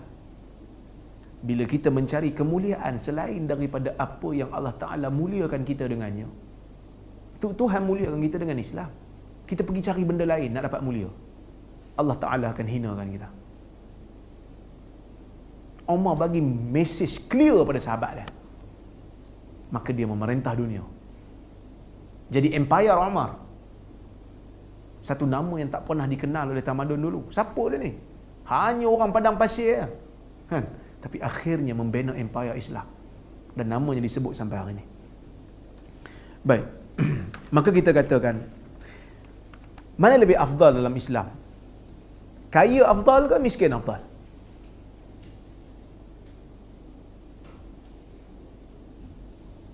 Kita kata tak ada yang afdal. Tengok pada orang kaya dan orang miskin tu. Kalau dia kaya, dia guna kekayaan dia untuk Islam, dia lebih afdal daripada orang miskin. Sebab dia boleh bayar zakat. Orang miskin tak dapat bayar. Orang miskin terima zakat. Dia bayar tu, dia dapat pahala. Kan? Tapi kalau dia kaya, dia tak bayar zakat. Orang miskin bagus kan? Sebab itu dalam hadis apa ni, Abu Zar kan, dia beritahu, dia kata zahaba ahlud duthur bil ujur. Orang kaya banyak dah ambil pahala. Yusalluna kama nusalli wa yasumuna kama nasum. Mereka puasa salat macam mana kita salat, mereka puasa macam mana kita puasa. Nabi bagi tahu kat Abu Zar. Abu Zar miskin. Nabi kata, kamu tak tahu ke Allah Ta'ala telah menjadikan bagi setiap tasbih itu sedekah, setiap tahlil itu sedekah, setiap apa ni amar ma'ruf sedekah, tahmid sedekah kan? Amar ma'ruf sedekah, semua Nabi sebut sebagai sedekah. Tapi kalau katalah orang kaya pun buat macam orang miskin buat, tapi dia tetap boleh bersedekah dengan lebihan harta yang orang miskin tak boleh buat. Sebab tu kita katakan, satu orang kaya yang saleh, banyak benda dia boleh buat dengan kekayaannya. Tapi dia mesti saleh lah. Jangan macam ada sebagai orang dia kata, tak apa saya kaya, saya tak payah amal, saya bagi je buat masjid banyak-banyak, nanti saya mati, saya upah orang baca Quran atas kubur saya. Saya mesti tak masuk neraka lah. Bukan macam tu. Ada orang dia fikir macam tu. Dia kata tak apa, saya takkan masuk neraka kot, saya sedekah banyak, saya upah orang nanti boleh baca Quran untuk saya lepas saya mati, hadiahkan Quran, bacaan Quran. Tuan-tuan, saya bagi analogi lah, saya bagi perumpamaan. Kita semua orang dalam dunia ni mesti beramal untuk diri sendiri. Dia mesti beramal. Kerana amalan tu dianggap sebagai pakaian yang akan menutupkan aurat kita. Jadi ada orang kadang-kadang amalan dia bagus, maka dia pakaian seolah-olah macam pakaian yang menutup aurat lah. Ada orang yang amalan tak apa bagus, maka pakaian dia beli tu koyak sikit. Jadi kalau ada orang hantar pahala bacaan tu, pertama bacaan Quran ni yang dihadiahkan pada si mati ni, ulama beza pendapat. Hambali kata okey sampai. Kita katalah kita ambil yang sampai. Jadi bacaan pahala tu kalau sampai, dia seolah-olah macam nak tampal yang mana? Yang koyak-koyak tu lah. Tapi kalau dia tak beramal untuk diri sendiri, pakaian pun dia tak ada. Tampal kat mana nak tampal? Tampal kat mana? Begitulah. yang mana kita mesti berfikir untuk beramal untuk diri sendiri. Walaqad ji'tumuna furada kama khalaqnakum awwala marrah. Kerana kita akan kembali kepada Tuhan dalam keadaan kita sendiri, seperti mana kami ciptakan kamu, kata Allah, sekali pertama dulu. Kita seorang-seorang dalam perut ibu kita. Macam tu kita akan balik ke kubur nanti, kita seorang. Kita tak bawa apa-apa melainkan hanyalah amalan. Okey. Hadis yang ketiga juga lebih kurang sama dengan hadis yang sebelum ni. Hadis tentang harta. Kata Allah Azza wa Jal, innama amwalukum wa auladukum fitnah. Sesungguhnya harta-harta kamu dan anak-anak kamu adalah fitnah. Fitnah ni apa tuan-tuan? Fitnah ni masuk ujian, bala. Wa an Abi Hurairah radhiyallahu anhu qala, daripada Abi Hurairah radhiyallahu anhu katanya, sabda Nabi sallallahu alaihi wasallam, ta'isa 'abdud dinar wad dirham wal qatifah wal khamisah in u'tiya radiya wa in lam yu'ta lam yarda. Celakalah hamba dinar, hamba duit emas, dan celakalah hamba duit perak, dan celakalah kain, hamba kain. Ditulis tu apa? Kain sutera kan? Yang khamisah baldu. Baju batik. Baju batik Arab pakai batik Masa baldu kot. Yang pakai baju batik ni Jawa kan. Tak tahulah, mungkin perdagangan zaman dulu kot. Tapi saya rasa macam baldu. Sebab raja dulu banyak pakai baldu kan. Tapi nak katanya, Nabi kata, celakalah hamba dirham. Hamba dirham ni maksud dia macam mana? Hamba duit lah. Mata duitan. Mata yang melihat kepada harta, materialistik. Celakalah mereka ini, kata Nabi. In u'tiya radiya, jika diberikan harta dia reda, jika tak diberikan dia tak reda. Tuan-tuan, dalam hadis ni Nabi maksudkan hamba ni, nak jadi hamba ni bukan hanya semata-mata kita sujud depan dia, tak. Hamba sahaya yang kita orang beli kat pasar kan, tawanan perang yang jadi hamba yang boleh jual beli tu, dia tak sujud pun kat tuan dia, tapi dia tetap hamba. Sebab apa dia namakan hamba? Kerana dia memberikan ketaatan yang mutlak. Kita dinamakan hamba Tuhan bila kita memberikan ketaatan yang mutlak kepada Tuhan. Sebab itu kata para ulama, perkataan bila Tuhan mengucapkan perkataan hamba, hambaku, itu satu penghargaan yang besar. Sebab Allah Ta'ala mengisyaratkan dia telah memberikan ketaatan yang mutlak pada aku. Ketaatan yang tidak bersyarat.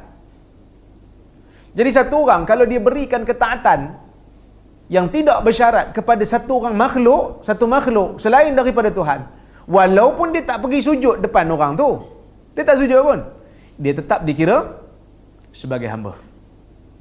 Ada orang yang kadang-kadang ikut aja ketua dia cakap apa pun ikut, tak ada syarat. Sedangkan Nabi kata nak taat khalifah ni pun kena taat dalam perkara yang ma'ruf. La ta'ata li makhluqin fi ma'siyatil khaliq. Tidak ada kesebarang ketaatan kepada makhluk bila dia suruh kita buat maksiat pada Tuhan. Ada satu kisah, seorang sahabat nama dia Huzafah As-Sahmi. Dia ni Nabi suruh dia pergi buat serang hendak.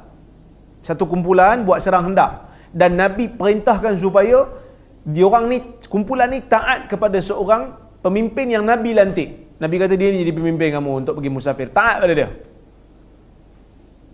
Jadi bila diorang ni sampai dekat padang pasir, diorang duk pasang api. Nyala api. Bila nyalakan api, yang dilantik jadi ketua ni, dia kata, kamu kena taat dengan aku kan? Okey, terjun dalam tu, dalam api. Sahabat ni kata kat sahabat yang lain, pergi terjun dalam api. Yang sahabat yang disuruh terjun dalam api ni pakat tengok masing-masing. Ni cerita dalam Sahih Bukhari. So pakat tengok. Kau tengok, dia tengok ni, dia tengok ni. Seorang kata, kita ikut Nabi, nak lari pada api, tiba-tiba dia suruh melompat masuk dalam api pula. Ada sebahagian yang cakap macam tu lah. Yang dia orang duk mikir, sampai tak jadi masuk. Sampai api tu terpadam. Pasal apa yang kawan, yang pemimpin ni marah? Tak tahu sebab apa. Tapi memang tunjuk dia marah. Sebab tu disuruh kawan ni, kawan-kawan ni terjun dalam api tu. Marah tu. Dia hilang kawalan. Bila sebut kat Nabi, Nabi sebut hadis ni. Nabi kata tidak ada ketaatan pada makhluk bila disuruh untuk melakukan maksiat pada Allah. So kita nak taat pada khalifah, nak taat kepada pemimpin juga bersyarat. Yang tak ada syarat taat ni, taat pada Allah dengan taat pada Rasul. Jadi ketaatan tu mesti, kalau pada makhluk mesti bersyarat. Jadi Nabi nak tegur orang Islam ni, nak bagi panduan kepada orang Islam ni supaya buat apa-apa pun mesti bersyarat. Jangan jadi hamba duit. Itu maksud dia. Jangan jadi orang yang mata duitan. Kerana harta semua okey. In u'tiya radiya. Bila bagi apa pun okey, redha. Nak lulus projek, kena bagi sikit lah baru sign. Jangan. Celaka Nabi kata. Golongan ni celaka. Tapi bukan celaka sekarang ni, jilaka kan.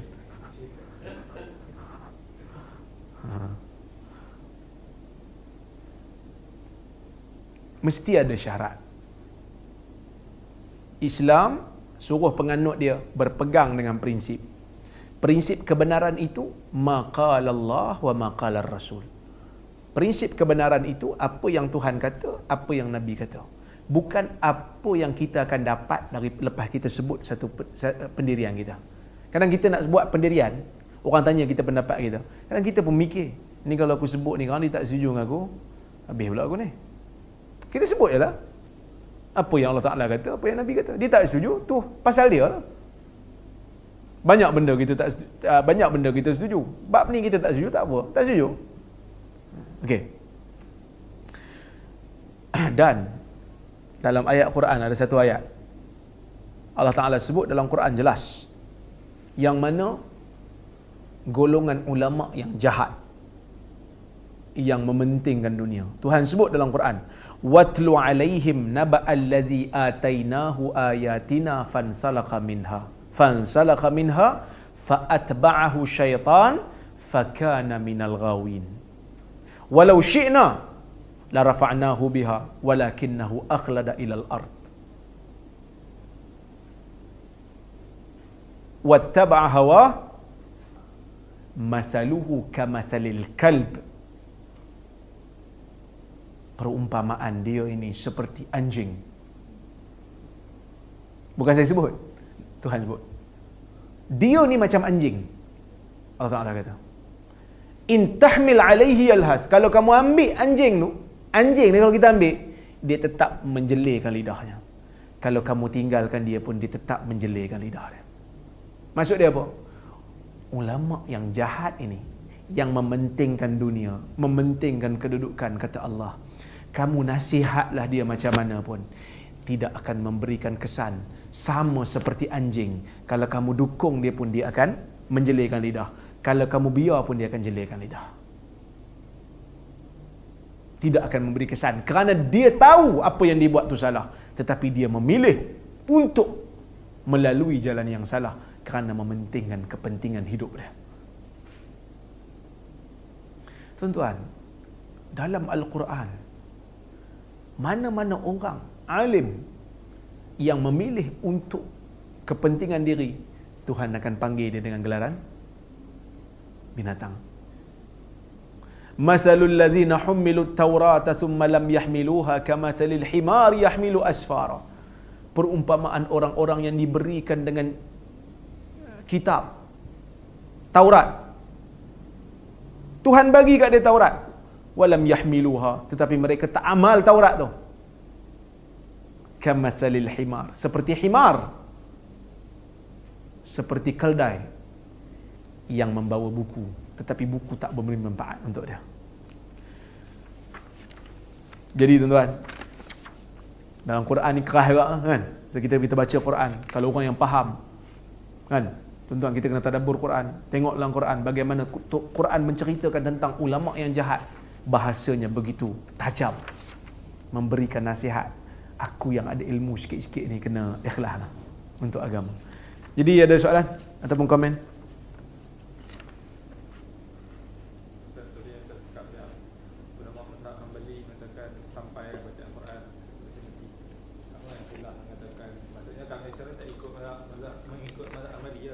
Ya.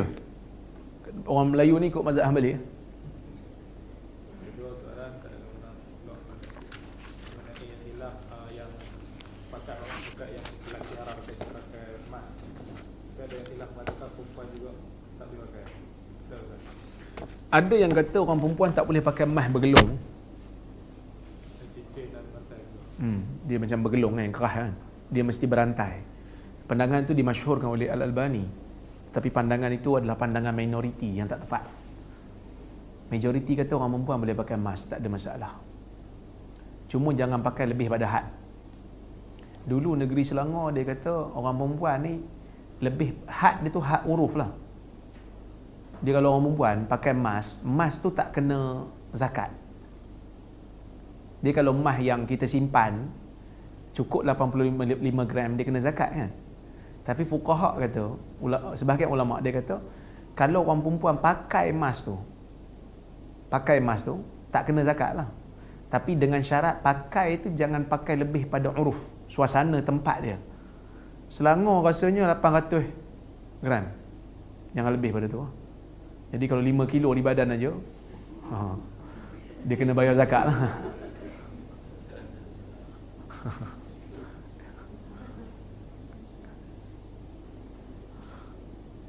Okey. Apa beza antara beza pendapat dengan hina orang lain? Ini masalah orang Melayu dia tak reti beza benda ni.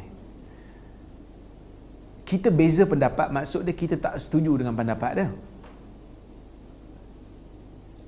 Contohnya macam kita tak setuju dengan guru kita. Sebab kita ikut guru yang lain yang kita rasa dalam masalah ni dia lebih betul. Kita minta maaf Syekh, saya dalam masalah ni saya tak apa setuju dengan pandangan Syekh. Kerana saya pilih pandangan guru saya yang lain. Saya minta maaf sangat-sangat. Tapi ilmu Syekh Masya Allah hebat. Itu maksud beza pendapat. Tapi kalau hina, Syekh keluarkan pandangan tu kan. Pandangan ni sebenarnya pandangan orang bodoh Syekh. Saya suka nak sebut, tapi memang kena sebut lah. Tak sangka Syekh pun bodoh juga. Itu makiamun. Yang tu hina. Faham eh? Boleh? Ada. Saya membawakan hadis yang cakap perempuan tudung hijab dia jika dililit satu kali okey. Tapi jika dililit dua kali menyerupai seruan lelaki dan Nabi SAW mengharamkan lilitan kedua. Sahih ke tak Hadis tu riwayat Abu Daud. Sebahagian ulama mengatakan sanad hadis tu hasan kerana ada seorang perawi nama dia Wahab bin Abi Ahmad. Disebut oleh Ibn Hibban dalam kitab dia As-Siqat. Tetapi pandangan yang tepat, perawi ni tak dikenali. Kerana Ibn Hibban ni dia mana-mana orang yang ulama tak kritik, dia akan masuk dalam siqat. Dengan syarat-syarat, ada syarat lain lagi lah, tidak membawa khabar mungkar, perawinya siqah. Dia kata orang tu walaupun tak dikritik, maksud dia dipercayai lah. Sedangkan majoriti ulama hadis dia kata kalau kita tak tahu status dia, orang tak kritik dia, orang tak kata dia bagus, dia kekal dalam tak dikenali, maka riwayat dia dhaif. Faham eh? Jadi hadis tu layyah la layyatain kan? La layyatain. Satu kali gulung, jangan dua kali. Maka ramailah orang perempuan risau sebab sekarang ni trend pakai shawl. Shawl kena pusing-pusing. Kalau tak pusing-pusing tak jadilah kan? Ramai orang duk tanya. Saya duk rimah juga. Dah bukanlah rimah. Bukan, kadang-kadang kita jawab dah soalan tu kan. Kita dah buat status dekat awal juga. Tapi dia tanya kat PM. Mungkin tak baca kot. Jadi, hadis itu dhaif. Maka bila hadis itu dhaif, hukum tu tak ni lah. Kalau hadis tu sahih sekalipun, katalah hadis tu sahih, apa pemahaman terhadap hadis tu? Hadis tu Nabi nak gambarkan, Nabi nak tekankan orang perempuan jangan pakai macam lelaki. Sebab zaman tu yang gulung 2-3 kali ni lelaki, sebab lelaki pakai serban. Zaman dulu, orang lelaki zaman dulu dia pakai serban, dan serban dia tutup ni, tutup tengkuk ni, ekor serban dia tu. Jadi zaman dulu orang lelaki pakai serban. Kalau gulung 2 kali nampak macam lelaki, tak boleh. Tapi sekarang ni orang lelaki dia tak pakai dah. Dan kalau pakai serban pun dia tak gulung 2 kali dah. Kan? Jadi kalau orang perempuan pakai gulung 2 kali, dia tak nampak macam lelaki. Maka hukum tu tak terpakai lah. Kalau hadis tu sahih sekalipun, suasana telah berubah. Orang lelaki dah tak pakai dah gulung 2 kali serban. Suasana dah berubah. Okey, maka orang perempuan boleh pakai gulung 2 kali pun tak apa. Kerana dia tak menyamai lagi. Kalau hadis tu sahih lah, tapi hadis tu tak sahih, alhamdulillah. Tapi hadis tu walaupun tak sahih, dia memberikan gambaran jangan bagi sama dengan lelaki. Sebab ada hadis Nabi kata Allah Ta'ala melaknat orang perempuan yang berpakaian macam lelaki dan orang lelaki yang berpakaian macam perempuan. Kan? Jadi kita faham hadis tu. Maka sekarang ni orang lelaki dah tak pakai serban 2 kali, lilit 2 kali, maka orang perempuan boleh pakai. Okey. Dia bukan 2 kali, kalau lebih jangan terjerat lah. Dia gulung lah beberapa kali pun fashion kan. Selagi mana dia tidak mendedahkan aurat dia, okey. Dia nak pakai tudung kan. Dia kata saya nak menutup aurat, cuma saya nak pakai tudung lain pada orang lain, saya nak gulung lebih sikit. Dan dia tutup mana tempat yang wajib tutup, okey, tak apa. Islam taklah rigid sangat. Jangan gulung, sanggup keluar kan. Gulung banyak kali lah, tapi sanggup keluar juga. Yang tu tak kena lah. Okey, cukup tak tu? Ada lagi? Pandangan Ustaz mengenai solat sunat tasbih yang diamalkan. Daif. Hadis yang daif. Walaupun sebahagian ulama mengatakan hadis dia capai kepada hasan li ghairi, tetapi pandangan saya ia tidak sahih. Dia daif. Semua jalur-jalur dia daif dan cacat. Tapi kalau ada orang amal, kita biarlah. Kerana benda ni memang khilaf. Ulama hadis ni khilaf. Benda tu sendiri ulama beza pendapat, kerana boleh tak solat sunat ni dilakukan berjemaah? Sebahagian fuqaha seperti Imam Nawawi dia kata boleh sebahagian solat sunat dilakukan secara berjemaah berdasarkan hadis Ibnu Abbas yang dia sendiri berqiyamul lail dengan Nabi. Dia qiyam dengan Nabi kan dalam hadis Bukhari. Memang ada sebahagian solat yang boleh dilakukan secara berjamaah. Wallahu a'lam. Terima kasih banyak. Apa yang baik daripada Allah, apa yang buruk datang daripada kelemahan diri saya mohon maaf kalau saya tersilap kata ataupun terkasar bahasa. Aqulu qawli hadza wa astaghfirullahal azim li wa lakum. Assalamualaikum warahmatullahi wabarakatuh.